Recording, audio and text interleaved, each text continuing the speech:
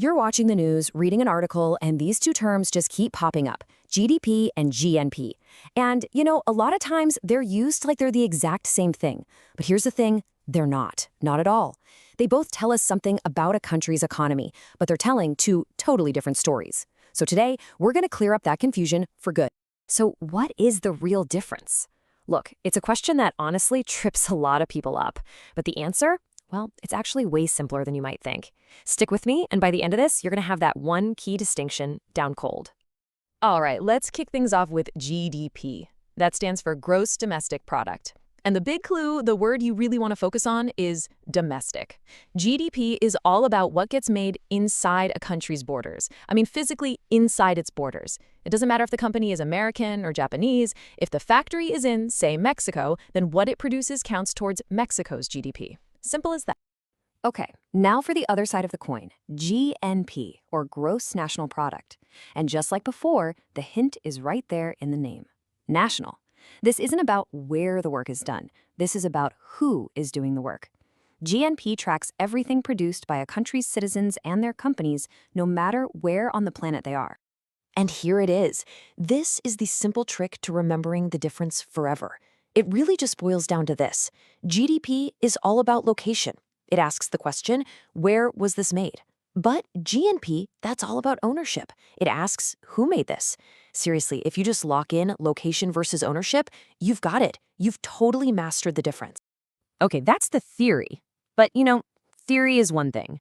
Let's put this to the test with a real-world example to see how this actually plays out. Okay, so let's imagine there's a company owned by Kenyans, right? But their factory is in Uganda. So because that factory is physically located in Uganda, everything it makes gets added to Uganda's GDP. That's our location rule. But wait, since the company is owned by Kenyans, all the value it creates also gets added to Kenya's GNP. See? That's the ownership rule. The same activity hits two different metrics in two different countries. And this works everywhere. It's a universal rule. Let's flip it around. Say an American company opens up a new tech hub in Nairobi, Kenya. The value that hub produces? Well, it adds to Kenya's GDP. That's location. And at the same time, it adds to America's GNP. That's ownership. It's a really clean and simple rule once you see it in action. Makes sense, right? So you might be thinking, okay, I get it, but why do we even need both? Why complicate things? Well, it's because each number gives us a totally different and really valuable picture of a country's economic health. Think of it this way. GDP is like a health checkup for a country's domestic economy. It tells you how vibrant the activity is right there at home on its own soil. But GNP tells you about the financial clout of that country's people and companies out on the world stage. It's a measure of their global economic footprint, no matter where they're making their money. So let's just hammer this home one more time because it's the most important takeaway.